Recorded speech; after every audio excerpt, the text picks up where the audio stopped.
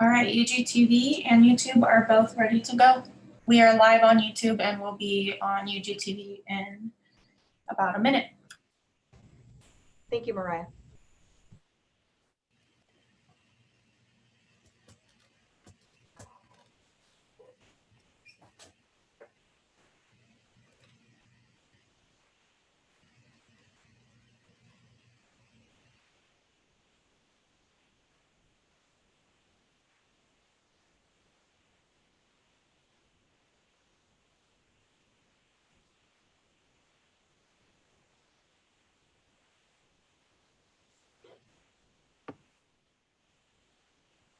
Okay, I think we're ready to go. Before calling the meeting to order, I want to announce that due to COVID-19, commissioner, staff, and the public are attending remotely via Zoom or by phone. All participants joining by phone should mute their phones when not speaking to avoid background noise. During the meeting, please make sure that you announce yourself by name and title every time you speak, so the public that is observing knows who is speaking. This is critical given the number of remote participants and his current guidance from the Kansas Attorney General. Would the clerk please call the roll? Roll call. Bynum. Here. Burrows. Here. Townsend. Here. McKiernan. Here. Ramirez. Here. Johnson. Here. Kane. Here. Markley. Here. Walters. Here. Philbrook. Here. Alvey. Here. This evening, our invocation is being given by, you guessed it, Commissioner Harold Johnson of Faith Deliverance Church of God in Christ. Please join in prayer and then remain standing for the Pledge of Allegiance. Let us pray. Eternal God, in the name of Jesus Christ our Lord, we give thanks for this land in which we live, for our city and our community of Wyandotte County and Kansas City, Kansas. And Lord, I lift up in prayer before you everyone that are in positions of authority. I pray tonight for the unified government of Wyandotte County, Kansas City, Kansas, for Mayor Alvey, for the Board of Commissioners, for the county administrator, for the police department, for the sheriff's department, for the fire department, and for everyone that is employed by this government. We thank you, Lord, for the city that you cause us to live in. We thank you for the leaders that you have given us. We pray that you be with us in all that we say and do tonight, that it be pleasing in your ears. We pray in the name of Jesus. God bless this city, this county. God bless Kansas City, Kansas. God bless Wyandotte County. In Jesus' name we pray. Amen. Amen. I pledge allegiance to the flag of the United States of America, to the republic For which it stands, one nation, under God, indivisible, with liberty and justice for all. Thank you again, Commissioner Johnson. Pleasure. Order, Mayor's agenda, item number 1, a COVID-19 Board of Health update. Health Director Julianne Van Loo, please step forward. Mr. Mayor, before we get started, we do have a slight revision to the agenda tonight. This is Bridget. Oh, sorry, Bridget, my mistake. That's okay. Under section 9, the standing committee agenda item number 3, we have 2 resolutions regarding the Yards 2 apartment and riverfront development. Only one resolution is being considered tonight, and that's the resolution to set the public hearing date of August the 13th. The other resolution will be before the body on August the 13th. So we will just have one resolution before the commission tonight, considering for approval regarding setting the public hearing for August the 13th. So that's item number 3 only. Yes. Okay, thank you. All right, Julianne. Thank you, Mr. Mayor and Commission, for having us here again this evening for our COVID update. With me, I also have Dr. Alan Greiner, our health officer, Dr. Erin Corvo, our deputy health officer, and Elizabeth Gronway, our chief epidemiologist. This evening, Dr. Corvo is going to start us off. Good evening, everyone. Thank you, Julianne. I first want to start with just a quick update of our numbers. We are seeing in the state of Kansas over 17,000 positive cases for coronavirus. To draw your attention here to Wyandotte County on your far right, the number of positive cases, I believe now reported today is just over 2,700, and number of deaths has now risen to 87, I believe. The rate of positives for Wyandotte County per 100,000, as we've been reporting them, is much higher than the surrounding counties and certainly our neighbors in the Missouri side. Next slide, Julianne. Thanks. Just want to talk about here our rolling averages for positive cases. As you can see there, there's been a pretty large uptick in the number of positives that we're seeing. There at the beginning of July, we saw quite a peak, and our rolling averages over the last 7 days have been coming down just a little bit. Now we're sitting at 36 or just over 36. However, we're still seeing quite an uptick in the number of cases, and that worries us just a little bit for sure. You can see here rolling averages again on the 7-day rolling averages for deaths. We're not even seeing quite 1 death per day, which is fantastic that we haven't seen a real consistent uptick in deaths at this time in Wyandotte County. And finally here, a really important slide about our percent positivity rate. As you can see there, the graph is starting to uptrend. And overall, in the number of tests that we're doing in Wyandotte County, and that includes both at the health department and at other entities, even for asymptomatic people like KU Hospital and such, we're seeing a rate of about 15.5%. I'm going to swing over to Dr. Greiner for continuation of the presentation. Thank you, Dr. Corvo. This data shows what we're currently seeing now with, on the left-hand side, race-specific case rates. So cases per 100,000 individuals in these different racial groups. You can see that we've got a really dramatic high rate in our Asian population. A lot of that has been driven in the past 4 to 6 weeks from cases out of meat packing and meat processing. In other employment environments, we've had a lot of cases in Kansas City Steak Company, a lot of cases out of Triumph Foods up in St. Joe, and a lot of those individuals live here in Wyandotte County. You can see what's probably, though, pretty significant disparities, because our African American or Black population is running at about 1,000 cases per 100,000, and it's pretty close to what we see with the white population, which is just slightly above. And we do know that there are a higher percentage of whites in the county than African Americans. So that's a disparity we continue to see.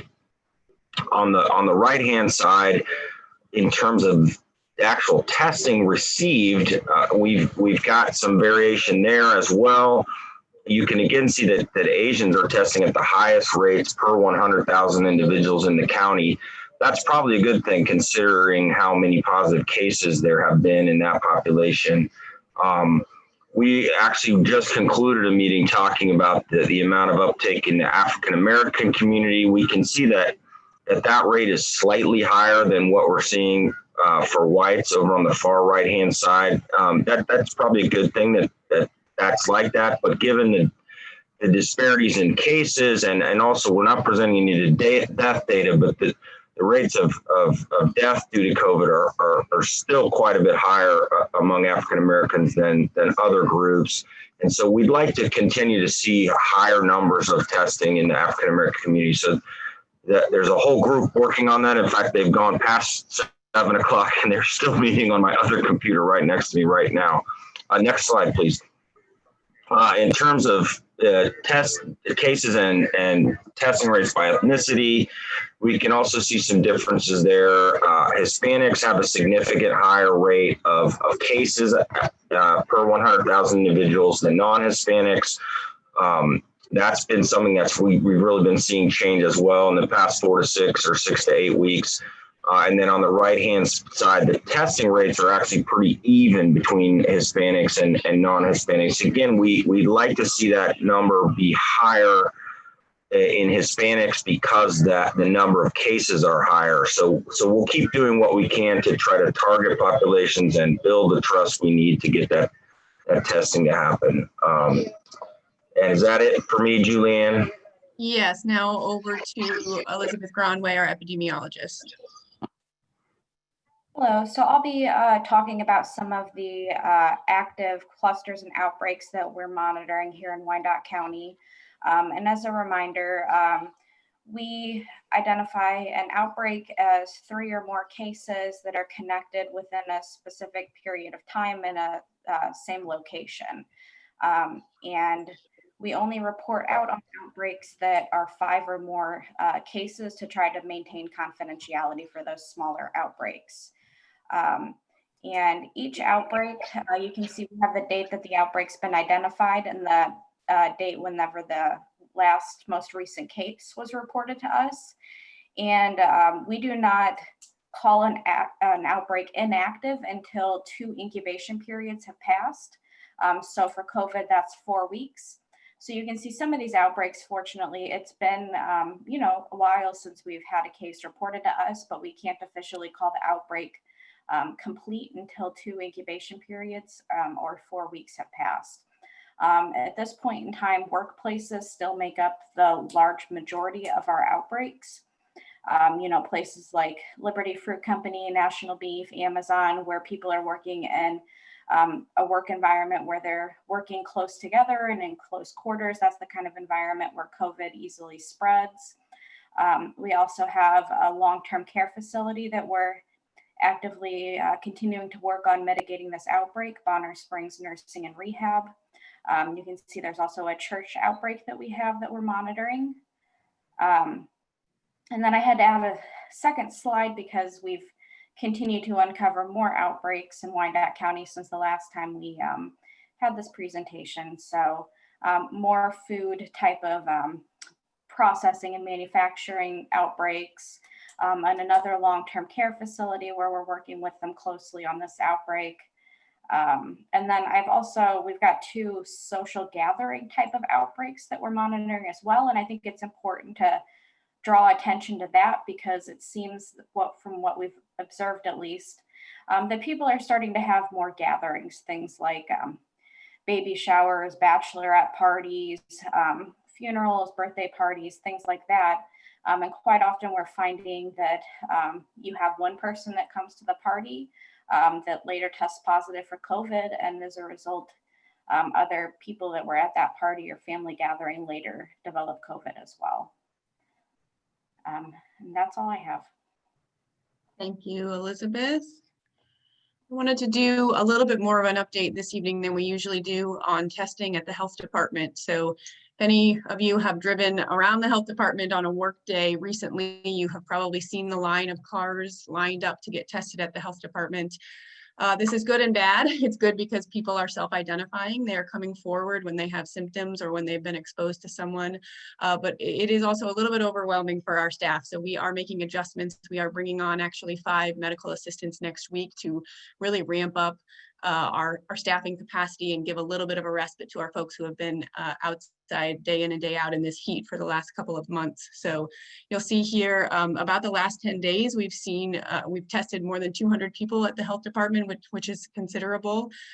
This past Monday, we had our highest number ever, which was 310 people tested at the health department. I do want to let people know, if you don't know already, that our testing hours at the health department have expanded. Previously, we were testing 1 to 5 p.m. in the afternoon. We are now testing 9 a.m. to 3 p.m. So that allows us to test a little bit earlier in the day and not have those last couple of hours in the harshest heat. But it also gives us a couple of extra hours to try to spread out the number of vehicles coming at any one time to the health department. I will also say we are considering looking at other locations. I've resisted this a little bit myself because it's great to have it in the health department parking lot. A lot of people know where the health department is. We have easy access to supplies, but we know it can't be there forever. We know it's a parking and a traffic burden, so we're looking for next steps to figure out what the next phase of our testing is like. But we are committed to testing for the foreseeable future for COVID. Also wanted to let people know what the percent positivity is like at the health department. So as you saw, countywide, we're really at about a 15 or 16% positivity rate, but testing from the health department is near 25%, which is considerable. And it's kind of, you can see on this graph, it's a little bit kind of up and down, but really kind of has hovered around that 25% rate, which is very high. And again, we are not testing asymptomatic people, so that's part of why it's so high, but also because there is so much community spread in our community. So people who are symptomatic or have had close contact are coming to the health department for testing. We also want to let people know we are, for the first time last week, asking people for some form of identification to show that they live or work in Wyandotte County. We resisted this as well. We are not interested in adding barriers to people getting tested, but we were seeing quite an uptick in people coming to the health department for testing who do not live or work here due to other communities being strained in their own testing capacity. So we feel that we need to prioritize Wyandotte County residents and workers over others. And so that's why we're asking. We are not asking for a government ID, and it doesn't have to be a photo ID. It can be a piece of mail with your address. It can be your work badge showing a place of work within the county. So we're very flexible on what we accept, but we do want to make sure we're prioritizing our residents and spending our resources on them. So that is our testing update. I think we have one last slide here. I'll throw it back to the docs regarding the mask requirement. Sure. Dr. Greiner, do you want to take this? Sure. So I think everyone's aware that we had a mask order in place starting at 5 p.m. on Tuesday, July 1st last week. And then the governor followed suit with her state order on the 3rd, right before the 4th of July. What we've decided to do is adopt that state order with a few small clarifications, some clarifications about offices. We have some others we are still fine tuning that may go into our frequently asked question document or may slightly change our order. We're working with legal on that now about daycares and sports, but we're doing the same type of enforcement as we've done with all the way back to the stay-at-home order with education first, possible citations as a secondary initiative, and then we're doing lots of communications to try to get the word out broadly and to help businesses put signage up and encourage compliance. We anticipate that this is something that will require long-term communication efforts and campaigning to get people to really change their behavior. I think we will lead the state in this effort. Many of you have seen what's going on across the state of Kansas in recent days. We can change our behavior, and I think everyone will realize they're going to need to do that relatively soon. And as I think everyone's also aware, we're still in phase 3.0 for now, no gatherings over 45 individuals and so forth. And we'll be continuing to watch the data. But if things kind of continue as they are now, we need to be cautious. Thank you, Dr. Greiner. That's all we have this evening. We are happy to field questions. Commissioner Johnson? Yes, Commissioner Johnson. Thank you, Mayor. And to Dr. Greiner and to Julianne, again, a big thank you for the strenuous work that you all are doing. It is so necessary, and from this commissioner, I want to tell you how deeply I appreciate how hard you all are working. I just don't know when we're going to be able to see an end to this, and so I just want to continue to at least say thank you. I think sometimes a simple thank you goes a long way. My question is there a concern with the number of outbreaks and or the cases that are found coming from the food processing plants as it relates to public safety? Particularly, and I guess the simple question I have is, can the virus somehow be transferred into the foodstuffs that are being processed and to be consumed by by the public? That's a really good question. We actually don't think that there's a lot of what we would think of as traditional foodborne illness spread of this particular virus, in that it gets into the food and then people who purchase the food, consume it, and get the infection. We're just not seeing as much of that as I think we expected to in the early months of this pandemic. We do think there are special things happening, though, in those work environments, and we worry about how the machinery they use in there, the way they circulate air, and that it's even possible that somehow things are a little more in the air in those environments. The virus is getting in the air. It's potentially being inhaled by people. So we've tried to, we made a visit and PD went with us down to Kansas City State Company a month or so ago. We tried to stay in contact with them. We're going to keep working on that because we think it is a special environment that requires attention. I don't think it's going to cause big outbreaks for those who purchase and consume. It's more of a problem for the workers that are there. So we've got to protect them and their families. Thank you. Commissioner Walters? Yes, thank you. I have a couple questions. I was looking on the UG website specifically for information regarding hospitalizations, and I couldn't find it. And I see that you don't focus on hospitalizations in your presentation tonight. And the reason I ask is that I thought that the primary reason that we were taking all these precautions was to flatten the curve so as to not overload our health facilities. So has hospitalizations and that whole side of the dynamic gone away? Is it not the fundamental criteria that we're looking at any longer? And if it's not, what is our fundamental criteria? Commissioner, that's a great question. We actually are still really very worried about hospitalizations. You're correct in seeing that the numbers of hospitalized patients have stayed pretty stable within the two hospitals in Wyandotte County, KU and Providence. However, we're seeing actually a really tremendous uptick in hospitalizations on the Kansas City, Missouri side. So we're actually worried about spillover from those hospitals eventually. I don't want to say we haven't seen any uptick. It's gone up just very slightly.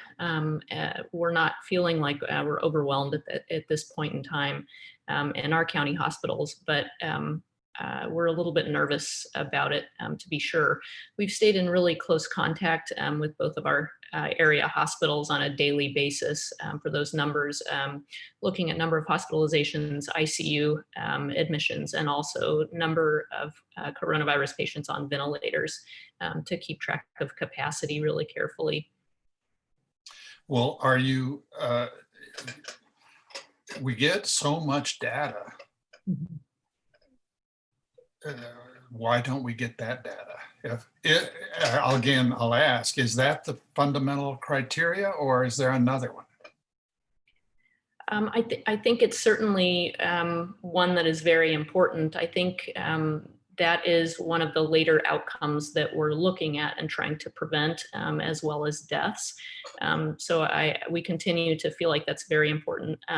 You're right in noting that we're not seeing a lot of those data. We actually haven't had as much access to hospitalization data and as clear of a picture for the metro area as we wanted. Those numbers have become more available to us just actually in the last week or so through the Mid-America Regional Council, which has been really very helpful. We've been able to keep track of the hospitalizations within our county very carefully. But again, as we work together in the metro area, we have to keep track of sort of all the area hospitals. And that's, I think some hospitals have not been as forthcoming with their numbers. And so we've been having some issues with that, but I think that this is going to get a lot better. I think you're right in pointing out that that is certainly one of the criteria that we're looking at when we think about what phase we're in. We're still going forward with this goal of not overwhelming the health system. We talk about still PPE availability at the health system, and the first course of action at for instance, like our area hospitals would be to cut off accepting transfers into those hospitals. So we would want to keep people at their area hospitals. We may think about decreasing the number of elective procedures again, if necessary. But at this point in time, I don't think that we're quite there yet. Thank you. Commissioner Bynum? Thank you. I need to echo the thank yous that Commissioner Johnson shared, and I want to extend those to the mayor and our administrator and all of my fellow commissioners and everyone working with Doug Bach and his team, because this is a long haul trucking experience, and we're all still on this long road. And you know, everyone just continues to show up and work so hard. And then in the midst of it, we've got an administrator and his finance team putting a budget together. So there are other priorities. And frankly, it's all just incredible. So I do want to make sure everyone knows that I sincerely thank you for everything you're doing. And the question relates to Julianne, I think, in terms of our requirement for an ID of some kind. What I'm wondering is, I understand perfectly why you've done it. What I'm wondering is what becomes of the person who's waited in line for probably a couple of hours and doesn't have a formal form of ID. What's the conversation? Unless they knew ahead of time to bring a piece of mail or some such item, and now they're there without an ID or a piece of mail, what are we doing at that point? That's a great question, and we are doing our best to be as flexible as possible. So those conversations go a couple of different ways. Sometimes that question is asked and immediately they smile and they admit that they're from Johnson County or somewhere else. And we have put together materials that we're just starting to use to help them know where to go in their own community to get tested, because we want to make sure those people do get tested somewhere. For the folks who, you know, assure us that they live or work in Wyandotte County, and if they are missing a piece of ID, we ask probing questions. Tell me the neighborhood you live in. Tell me a couple landmarks around your home. Something that shows me that you're a part of this community without prying into your life. But when we are assured that I live or work here, we have not turned anyone away who tells us they live or work here if they cannot provide any sort of identification. So it's a loose system. It's kind of changing daily as we go, but we are not turning people away. If they tell us they live or work here, we'll work with them to figure out how to get them tested. Thank you so much. Commissioner, I might add to that as well. We've also started sending a person down the row of cars. So if they are sitting in line, they walk along there with their clipboard. I think they're giving them some information to start filling out in advance, Julianne, but they are also going through, they're asking them if they're a resident of Wyandotte County or if they work here. And if so, they need to have some type of identification or some type of proof that they're able to provide. So that way, if they're a couple blocks down the road, they can pull out a line and leave, and they don't have to sit there for a couple hours and get all the way up before we potentially could send them away if that would be the case. Well, Mr. Bach, that makes me really happy to hear you say that. And now that I'm thinking about it, if I'm in my car, I hopefully can produce either my insurance card or my motor vehicle registration, but thank you. That's a good point. Okay, thank you so much. That brings us to item number 2, a resolution extending the state of local health emergency for the COVID-19 pandemic for Wyandotte County through September 15. Mayor, this item comes before you as it's not something that comes in that extends authorities to Dr. Greiner to issue his orders. This is really one that's called out for us to stay under that emergency declaration. The powers that come with that, primarily one that keeps us in a capacity to receive FEMA funding during this time frame. I think we're probably covered with the state, but we've continued to do this on our own, so we make sure we have the back dates and then the forward dates going through this. So we have continued to extend it, and I will say that is the primary reason so we can continue to get that FEMA reimbursement funding. With that, I would recommend approval. Thank you. Any comments from the commission? Yeah, I'll move for approval. This is Commissioner Philbrook. Barclay. We have a motion and a second. Roll call, please. Roll call. Bynum, Aye. Burrows, Aye. Townsend, Aye. McKiernan, Aye. Ramirez, Johnson, Aye. Kane, Aye. Markley, Aye. Walters, Aye. Philbrook. Aye. The vote is 10-0. That motion carries. Thank you. Item number 3 is a resolution whereby the unified government commits to comply with all guidelines pertaining to the acceptance of coronavirus relief funds. I'd ask Assistant Counsel James Bain, please make any introductory comments. Good evening, commissioners. So this resolution primarily does a couple of things. It says that we will comply with the state and federal guidance that has come out and is continuing to come out in regards to the CARES Act money that we are receiving. The second thing it does is it commits us to open meetings and having a transparent and open process. And we've talked about that in our internal planning for this, about how we will comply with that portion of it. And so those are the two kind of agreements we are making to receive this money. Mayor, I would offer that we did want to provide an update in association with this from the CARES committee. If we could proceed with that. Alan Howes is ready to do that. However, I would want to recognize our chair of that committee, Commissioner Markley, if she wanted to make any comments before Alan talked about how the CARES committee is working. Thank you. Commissioner Markley? I don't really have any comments ahead of the sort of summary that you're going to see. If you're on the standing committee, you've seen some of this information before.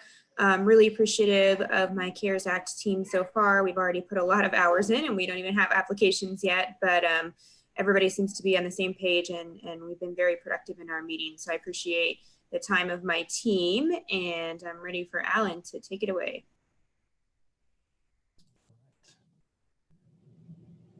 Good evening, commissioners. Let's see if I can still work here.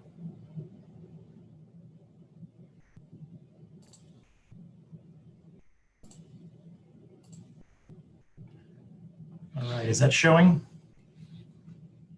on your screen? No, it's not.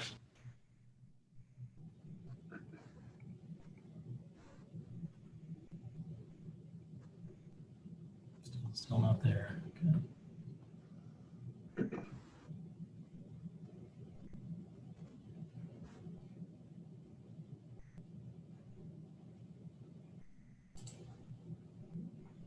Let's try this. It's up now, Alan. Okay. All right, hopefully a full screen or a presenter view.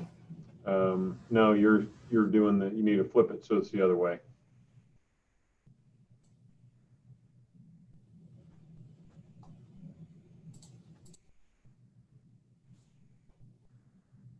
There you go. That's it.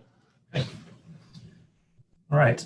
So good evening. We wanted to give you a brief update on the CARES Act funding. This is similar to the update that was given to the standing committee and kind of talk a little bit about the overall approach to the CARES Act funding and how we maximize the benefit for the community as we go through this process. So I'll speak for a couple slides, then introduce Crystal Sprague, who's serving as the CARES Act team leader, and Kathleen Von Aschen, our CFO, who's also a lead in this effort.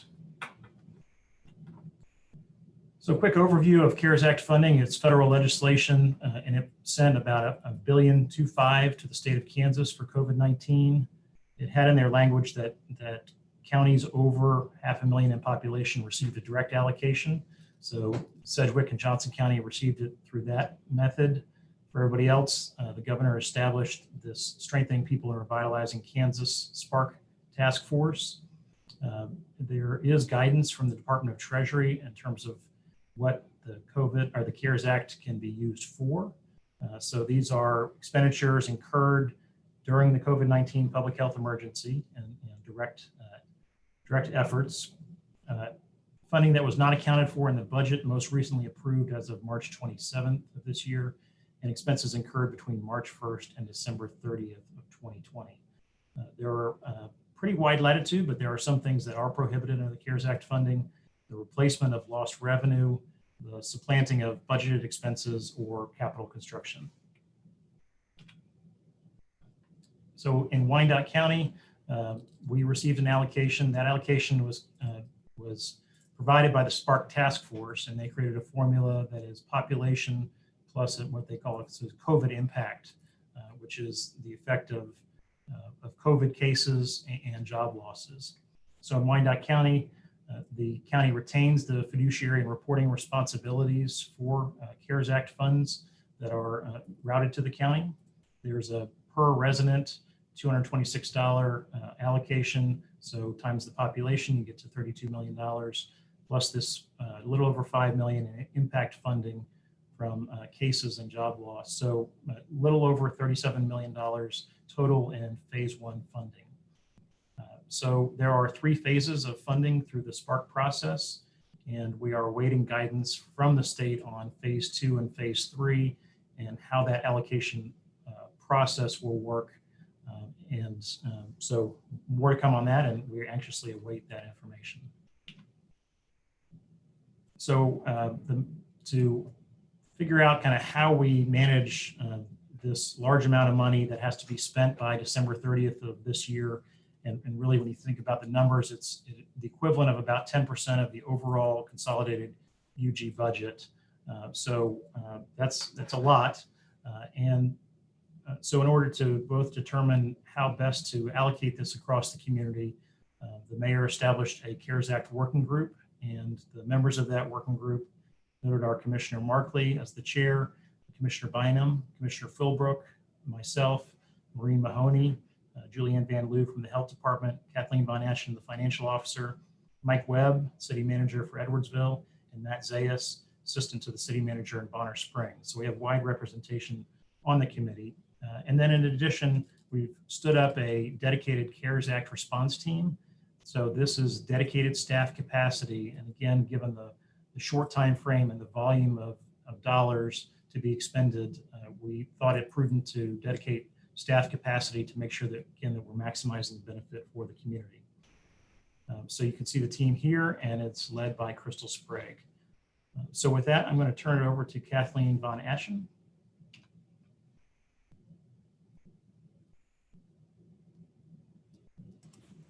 You're muted, Kathleen. Thank you. Good evening. Going to talk briefly about the timeline for phase 1 funding.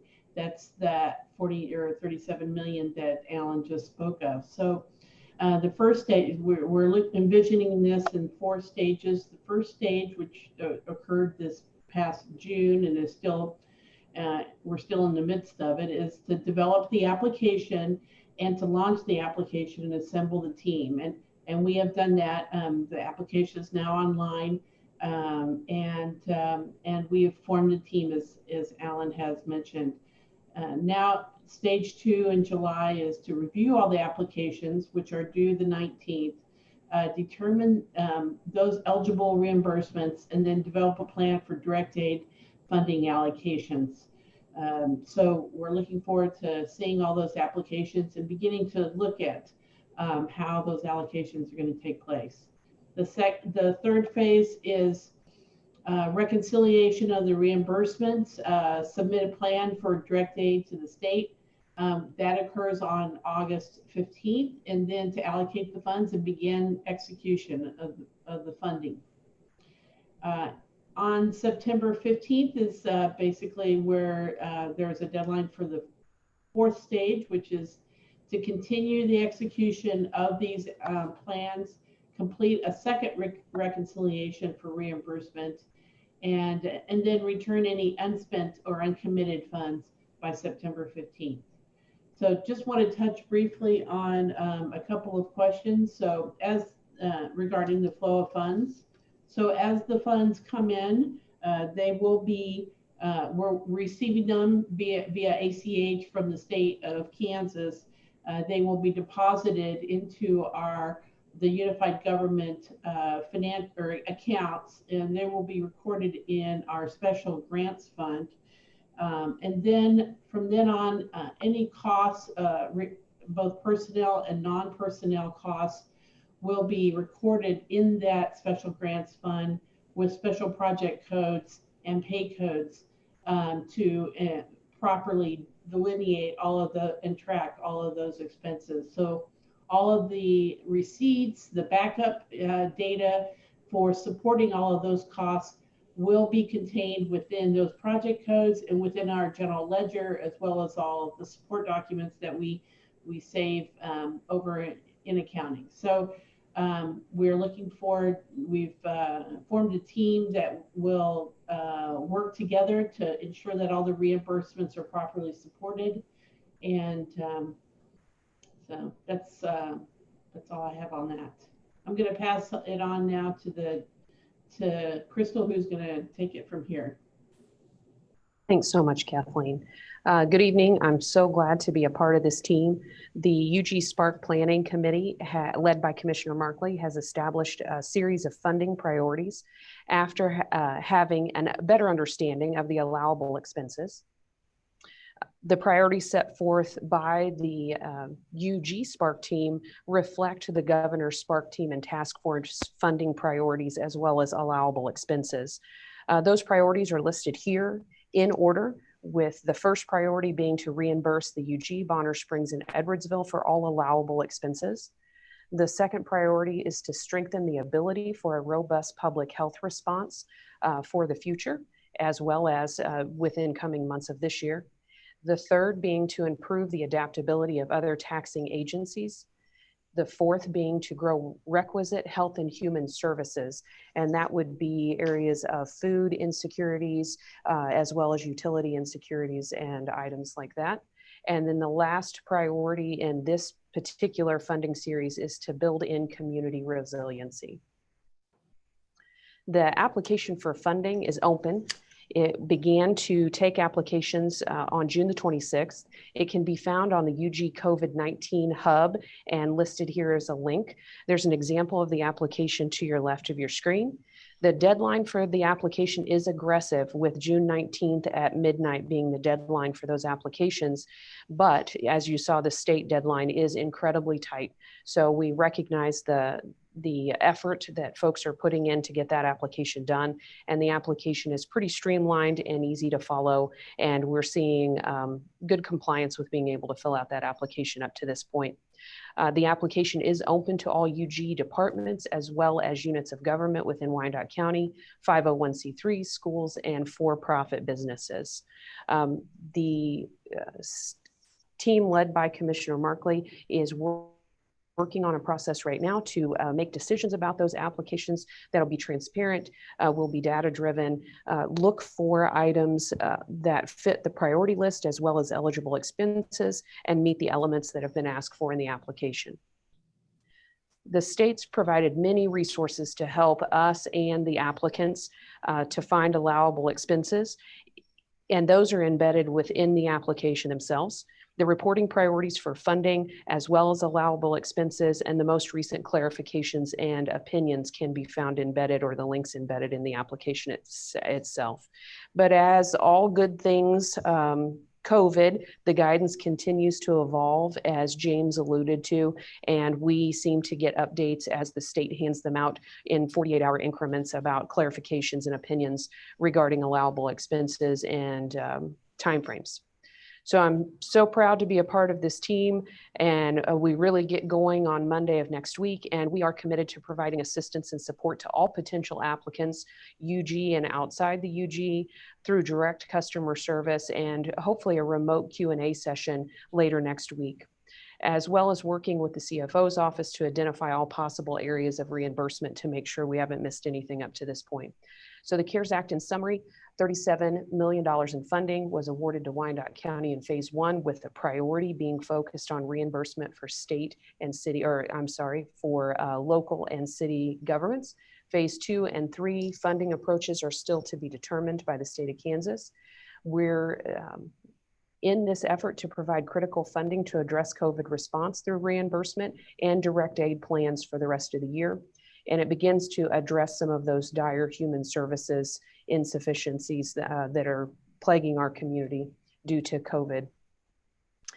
Commissioner Markley, is there anything else you'd like to add at this time?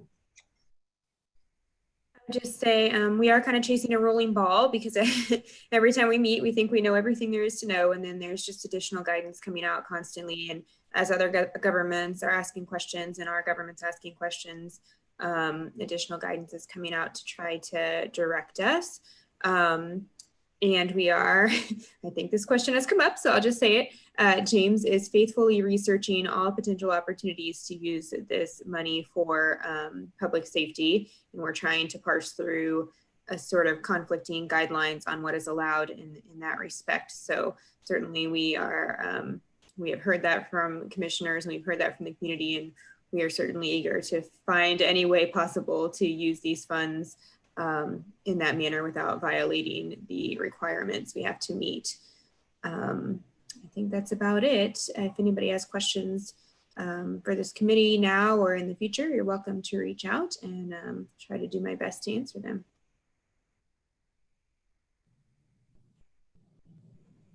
Mayor, with Commissioner Townsend.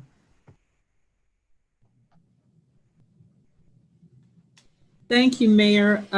Thank you, Commissioner Markley and Ms. Sprague, for that update. One question that Ms. Sprague's comments brought to my mind to ask for those in the community who may be in the process of trying to complete the application. I know there's a tight turnaround. When do you anticipate having a question and answer session? Ms. Sprague made reference to that. And how would that be accomplished?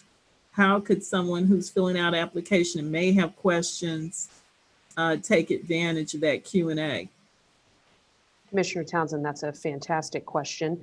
We are attempting to put that Q&A together as a Zoom meeting, similar to what we're doing here, where we could have an open Q&A, and we're shooting for Thursday of next week.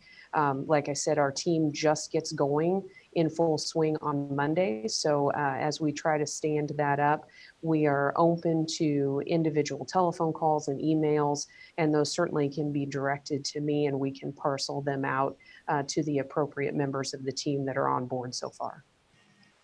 Okay. When you come up with the details of the meeting that you expect may be on, what was that, the 16th, how will that information be disseminated? The details of, you know, the how and who can participate and how to get a hold of you.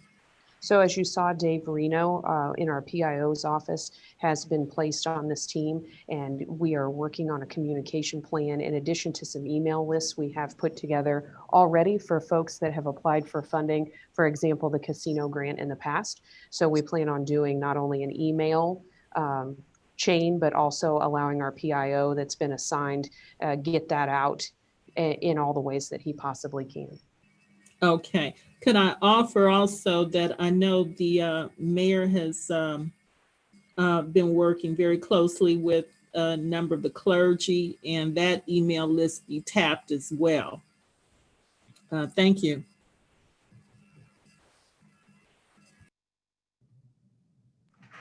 Thank Mayor, you. with that, I'd recommend approval of the attached resolution, which allows us to accept the CARES money from the state of Kansas. This is Commissioner Philbrook, move for approval. Mark Lee, second. We have a motion and a second. Roll call, please. Roll call. Bynum, Aye. Burrows, Aye. Townsend, Aye. McKiernan, Aye. Ramirez, Aye. Johnson, Aye. Kane, Aye. Markley, Aye. Walters, Aye. Philbrook. Aye. The vote is 10-0. That motion carries. Thank you. That completes the mayor's agenda. We go now to the consent agenda. Does any member of the commission or the county administrator wish to set aside any item on consent agenda? If an item is not set aside, all items on the consent agenda will be voted on by one vote. McKiernan, move to approve all as submitted. Ramirez, second. We have a motion and a second. Roll call, please. Roll call. Bynum, Aye. Burrows, Aye. Townsend, Aye. McKiernan, Aye. Ramirez, Aye. Johnson, Aye. Kane, Aye. Markley, Aye. Walters, Aye. Philbrook. Aye. The vote is 10-0. That motion carries. All right, now we have under the standing committee agenda, 3 items. They were presented before the Economic Development and Finance Standing Committee on Monday. They received unanimous votes of approval and are fast-tracked to tonight's meeting. First one is utility system revenue bonds. Commissioner Burrows, Chair of the committee, any comments or questions? Mayor, I believe Kathleen Von Afton can respond to these. It's a savings in refinancing the bonds. So I will let Kathleen give an overview if she's willing to do so. Thank you, Commissioner. And Chairman, I would like to share my screen now.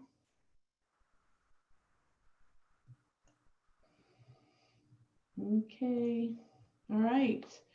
So I'd like to thank you very much. This is great news. The Board of Public Utilities is going to meet with you here tonight to talk about refunding some bonds that were issued back in 2010. There are roughly $200 million in bonds that we're refunding, and we are hoping to save, or well, the estimate now is that we'll be saving $17 million over the future years. With me tonight is the BPU General Manager, Bill Johnson. Also with us is our bond counsel from Gilmore and Bell, Gina Reekoff, and our financial advisor, Dave McGilvery. But we're going to take this, we're going to, the next, well, Lori Austin, our Chief Financial Officer for the Board of Public Utilities, will be making the presentation. So go ahead. Are you on, Lori? Good evening. Just want to make sure you can hear me. We can hear you. Okay, great. So we have the opportunity to do some refunding. We have 4 series that we're looking at. Our Series 22A is a current refunding, and then our 2011 and our 2012 series are all considered taxable advance refunding issues. Next slide identifies the dollars associated with that. So we're looking to refund about $201 million of bonds with a gross savings of about $17 million and our net present value savings of about close to 8%. So it's a good opportunity for us, especially in our future year bonds, to refund and save some money there. The next slide looks at our current debt, which is the gray and then the blue, which is after the refunding. So of that 17 million, we're looking to move a good portion of the refunded amount or the savings in the years 2021, 22, and 23. Those are our max annual debt years at this time, and so we're looking to lower those and be a little bit more in line with our other debt as we move out. We still are able to generate a little bit of savings in each of the years up until 2037. The next slide, I did add, based on discussions in the Economic Development and Finance Committee, where we added our $10 million of new money. That $10 million is going to be used for projects related to our Rosedale project, which is building of substations, distribution lines, and transmission systems. So that 10 million will be paid out over a 25-year period. So the red portion of that graph represents the money associated with that. Next slide is just more to the 10 million in new financing. So it's our Rosedale substation, transmission and distribution projects. It supports the growth in the KU Med area and also the surrounding residential and commercial area. We've already had a substantial amount of money that we've put into the project of around 30 million. And those were financed with the 2016 C bond issue. Next slide just gets into a little bit greater detail of those projects for the transmission system improvements. So installing some fiber optic distribution improvements of about 8 million for distribution systems or our feeders, and to construct some backup feeders, and as well for our Barber substation improvements for a duct bank for electric system and new switchgear for the distribution system. Last slide there is just our proposed schedule. So after about a week and a half here, we'll be doing our rating calls with all three of our rating agencies and working to price our bonds the week of August 17th. And then about a month later, we settle on our bonds. Anybody has any questions?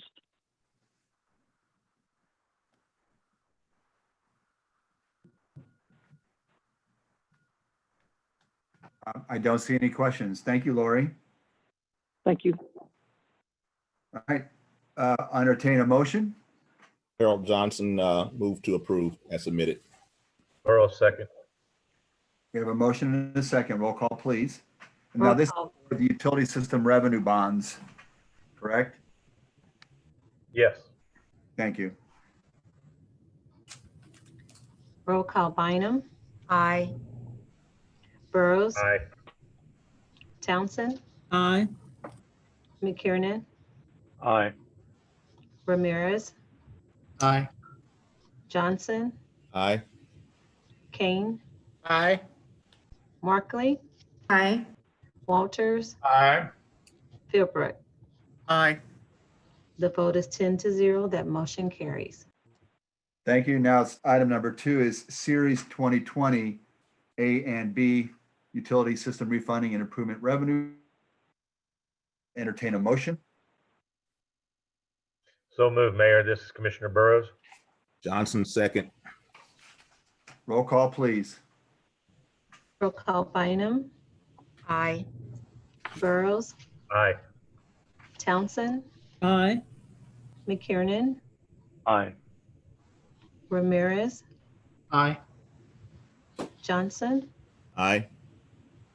Kane, Aye. Markley, Aye. Walters, Aye. Philbrook. Aye. The vote is 10-0. That motion carries. Thank you. Item number 3 is simply to set a public hearing date of August 13th to consider creating a redevelopment district for the Yards 2 apartments and riverfront development. Again, we are only setting the public hearing date that would for August 13th. Any member of the commission have any questions? McKiernan, move to approve as submitted. Johnson, second. Okay, I have a motion, a second. Roll call, please. Roll call, Bynum, Aye.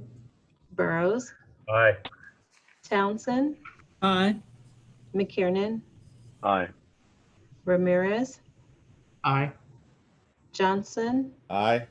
Kane, Aye. Markley, Aye. Walters, Aye. Philbrook. Aye. The vote is 10-0. That motion carried. Thank you. We now move to the administrator's agenda. Only one item. It's a presentation of the Unified Government's Comprehensive Annual Financial Report. Pam Cahow, our account manager, will make some opening remarks.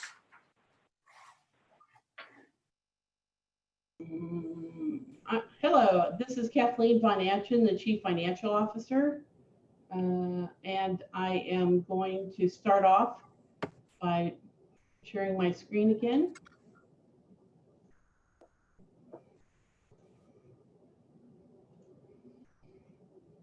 So very happy to present to you the comprehensive annual financial report for the year ended December 31st of 2019. And we're pleased to have with us Pam Cahow, our accounting manager, who will be making most of the presentation. And I'd like to thank her and her team, as well as my deputy CFO, Debbie Johnsher, for all their efforts, as well as the many other departments, subject matter experts throughout our operating departments who have so prudently managed the funds throughout the year. And I would like to add one more note, is that Pam and her team are also developing a popular financial report that will be published here in probably next week. And it's about a 15-page summary of the financial position and talks a lot about the efforts, the financial performance of the unified government. So from here on, I'm going to let Pam take over the following 3 slides.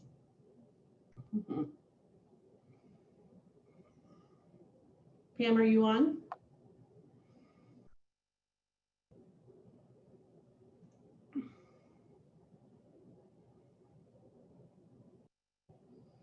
Hello.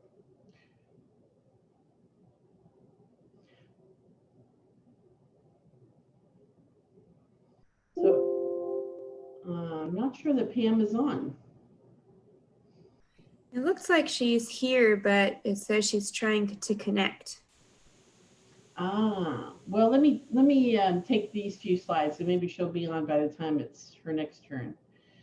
So, by the way, I also wanted to let you know that we have our external independent auditor, Tara Laughlin, who is with AGH accounting firm, and she will be talking about the audit after this PowerPoint presentation. So, all right. So what is a comprehensive annual financial report? Why is it important? Well, it is a complete set of all the financial statements of the unified government, and it demonstrates that we comply with generally accepted accounting principles and governmental accounting standards. So that's very important for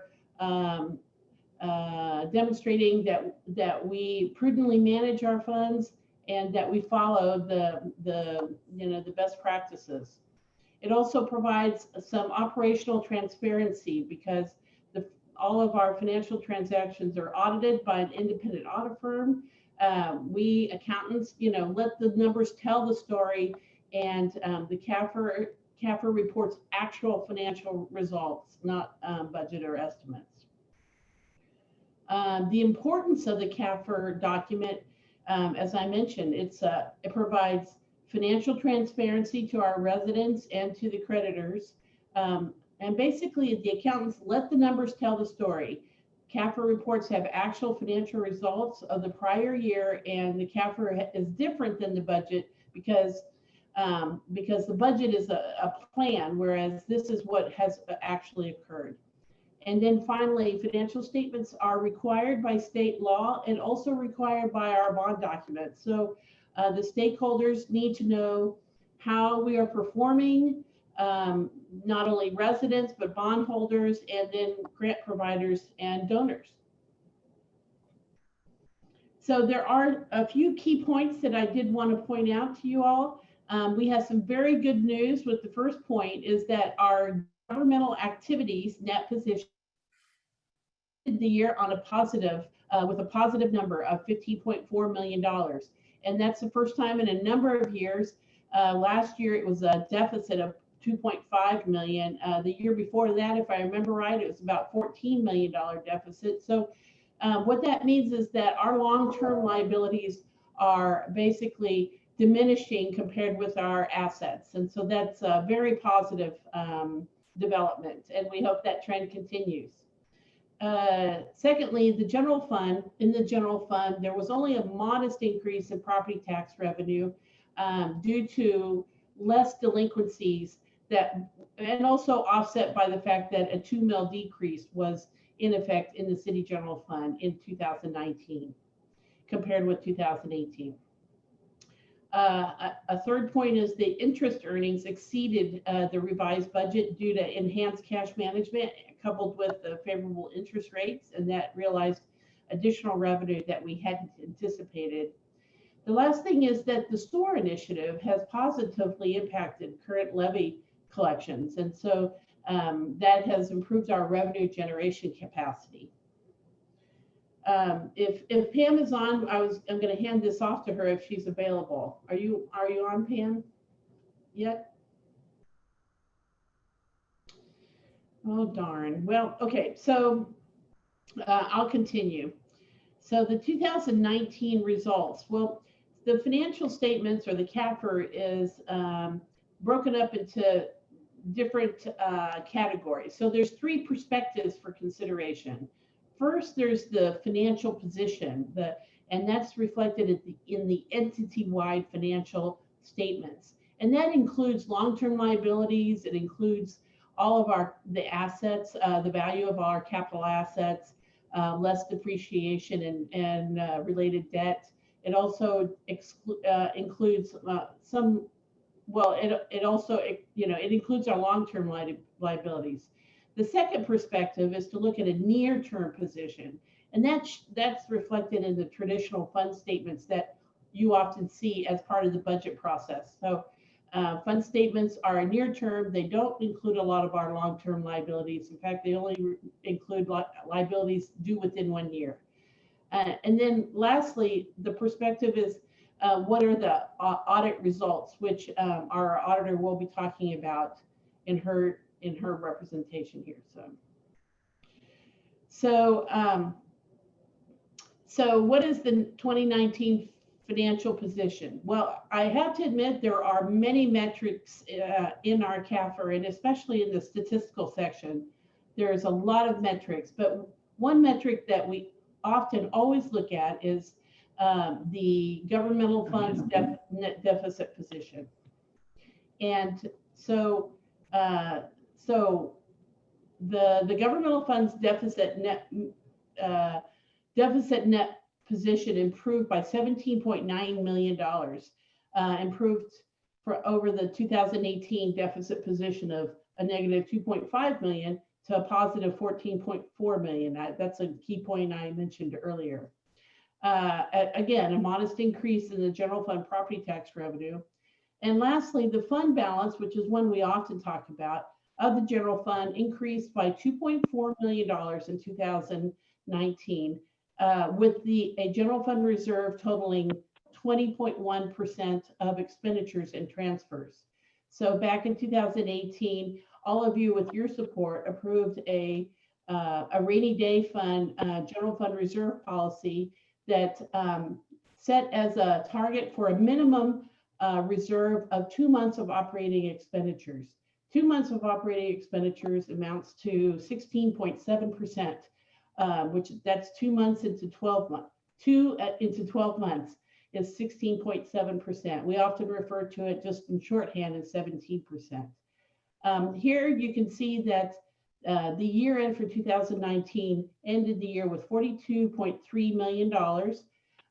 Actual expenditures and transfers in the general fund, this is the combined city, county, and parks general fund, totaled $210 million.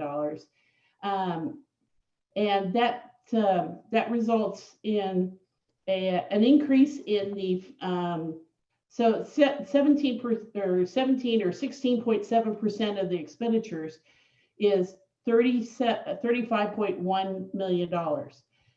So that means that the fund balance was, or the minimum fund balance of 2 months was exceeded by $7.2 million. And that's what I was talking about in our budget special workshop earlier this evening, because that's the amount of the emergency reserve.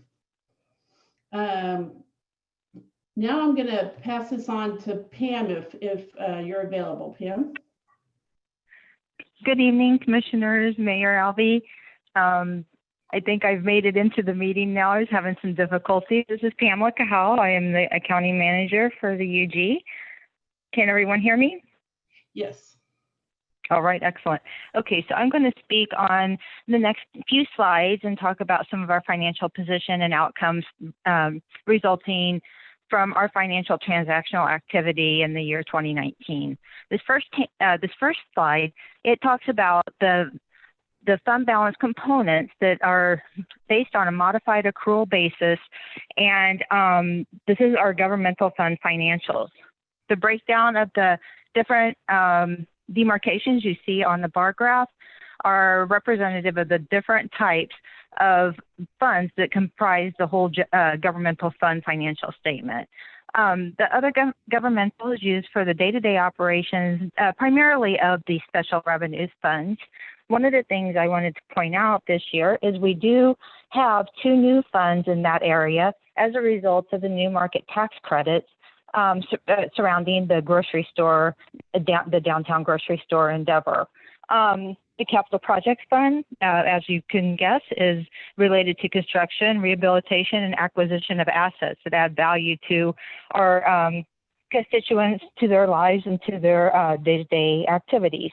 And the general fund is basically our bread and butter fund. It covers things like public safety, different things that don't really have a home that falls somewhere else. It's really kind of just the catch-all for all of our revenues and expenditures that don't fit somewhere else on the financials. And at the end, if you look at this, the fund balance is representative of the difference between the assets and liabilities. So it's basically what's kind of left over at the end of all the computations. Next slide, please. Okay, great. So this slide is talking about this slide is talking about the financial health of our fund balance, and it is the general fund expenditures divided by total fund balance, and this is it's the general fund on the modified accrual basis, and you can find this on page 25 of your CAFR document is what this breakdown is. This percentage is relating to that, and why this matters. It's the it speaks to the financial health of a community, and it's important to provide and maintain services. This percentage demonstrates that we're able to do that, and is an assurance to the community and other stakeholders that are reading this document that we're solvent and able to, move about and provide services and infrastructure and different needs of the constituents. Next slide. Okay, and we just completed our financial statement audit and the CAFR preparation. It was a unique experience this year working in a remote environment, but we were able to get through it. We had great partnerships within the UG and with our external audit. And as we present the CAFR this evening, the unified government has no financial findings. And that is significant because it shows that we're able to transition through our work, report our results accurately and correctly. And Tara Laughlin, who's a VP with the VP of Assurance with Alan Gibson, excuse me, she'll communicate more on this later in this presentation. Next slide, please. And the GFOA recognition. This is a certificate from the Government Finance Officers Association that speaks to Certificate of Achievement for Excellence in Financial Reporting. We've received this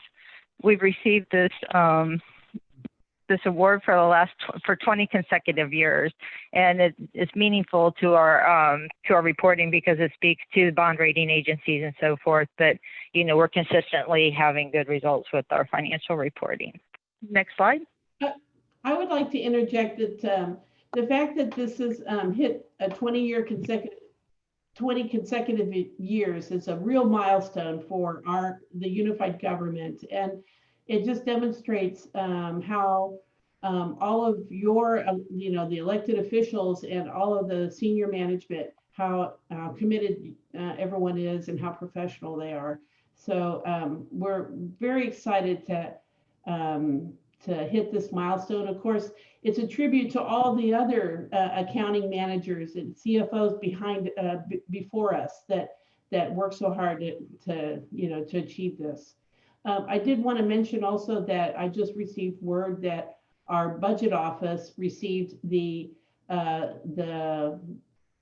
budget award from GFOA for the 2020 budget. And that was the 7th year in a row that the budget has received that award. So we're on a good path, absolutely. So go ahead. Okay, thanks. And so finally, I would like to give a very warm thank you to the folks on this list, the Board of Commissioners, the UG departmental staff, Mr. Bach, Ms. Von Etchen, Ms. Johnsher, especially my accounting division staff. My team really came through this year. We were tasked to do a lot of elastic kind of treatment of things and doing things in a different way than we've done it before, with the whole entire audit being conducted remotely. Ron Green, Reginald Lindsay, Rick McKessick, and the external audit team, Alan Gibbs-Hulick. It just was a fantastic, team effort to get this accomplished in the amount of time we had without asking for an extension, to get it completed and without any finding. It really speaks to the quality of everyone and their commitment to providing good services and good outcomes for the UG. Next slide. And the CAFR document can be found on the public website for the UG for the UG's portion, and the BPU has their separate document that is folded into our document, but they have a separate document as well found on the Board of Public Utilities annual financial report. And with that, if there aren't any questions, I can turn this over to Ms. Tara Laughlin with Alan Gibbs-Hulick, and she'll give the audit results. Good evening. Thanks, Pam. I am Tara Laughlin. I'm a vice president at Alan Gibbs-Hulick. I'm in our government assurance department, and I oversee the audit for the unified government. So I'm here tonight to go over the results on the audit side of things for the 2019 comprehensive annual financial report. Before I get into the results, I just want to reiterate what Kathleen and Pam have already mentioned tonight, and thank Kathleen, Debbie, Pam, all the accounting and finance teams that we work with, as well as a variety of other departments throughout the unified government. This definitely was a unique year from an audit perspective, doing it all remotely, not only the UG staff being remotely, but my team working from their homes as well for part of the audit. It was a lot of extra work on Pam and the accounting staff to get us support electronically that we would usually see when we just come on site to do our work. So I just want to thank those individuals for all their hard work to get through the audit process. The scope of the services that we provide for the unified government is we give an opinion on the comprehensive annual financial report. So what is that? We perform audit procedures in accordance to our audit standards that we follow. to ensure that the CAFR is materially reflecting the books, records, and activity of the unified government throughout the year. And I'm happy to report that the unified government received an unmodified opinion, also known as a clean opinion, which means users and readers of that financial report can rely on the information within the report. Most of what I'm going to cover tonight is in what's known as the governance letter that was uploaded to the agenda packet. It is our required communications that we must do every year with the governing body. The substance of this letter, what we're required to communicate, hasn't changed from last year. So I'm going to focus on the 2019 highlights within this letter, and then I'll open it up to questions once I'm done. I first off want to point out that there was no new accounting standards or policies adopted this year by the unified government. So if you're looking at 18's CAFR compared to 19's CAFR, the changes that might have occurred from one year to the other is not because of an accounting standards change. Everything was accounted for the same way. GASB did issue a deferral of implementing some new accounting standards for 2019 due to the COVID-19 pandemic. They knew resources were short and shifted to focus on the pandemic. So some standards that would have been implemented this year have been deferred to next year. So we'll see some changes next year within the CAFR, but those new standards were deferred 1 year by the GASB board. Pam mentioned this. The only really new significant thing in the CAFR this year is the 2 new funds related to the grocery store entities that were developed to take advantage of that new market tax credit transaction. Those are considered what we consider non-major funds. So if you want to see the individual activity of those funds, you have to flip towards the back of the CAFR. But that activity is folded in the way those entities were structured from an accounting standpoint. It met the criteria to be blended into the overall unified government's activity. Not all numbers within the CAFR can be hard, fast known numbers. There are some estimates that have to take place. We are required to report on those significant estimates. There were no new significant estimates this year from the prior year. Those estimates include items like incurred but not reported claims for workers' compensation and health insurance, allowances for uncollectible accounts, the net pension liability, which is the UG share of the CAFR's liability, total other post-employment liabilities, which is retirees that are able to stay on the unified government's health plan, and landfill obligations. Those are your main significant estimates. Our requirements as it relates to those estimates is to obtain an understanding about how management determines those estimates. We review the inputs, the calculations, and the resulting outputs to ensure that those estimates are reasonable and calculated correctly. And in all instances, we did find that the estimates were reasonably done and in accordance with standards. There are 2 audit adjustments that we proposed this year that are reflected within the financial statements. The first one just related to recording of special assessment receivables and allowances. The net impact of this at the fund level was only $22,000. The impact at the entity-wide level, which again reports all assets and liabilities, was $2 million. But when you look at that compared to the roughly $18 million change in that position, again, as a whole, did not rise to the level of being significant as far as a financial reporting requirement. The second adjustment relates to how bond activity is recorded between the sewer, stormwater, and the capital projects funds. That entry resulted in a net impact of only $32,000. So those were our only 2 adjustments this year. So overall, a really clean audit.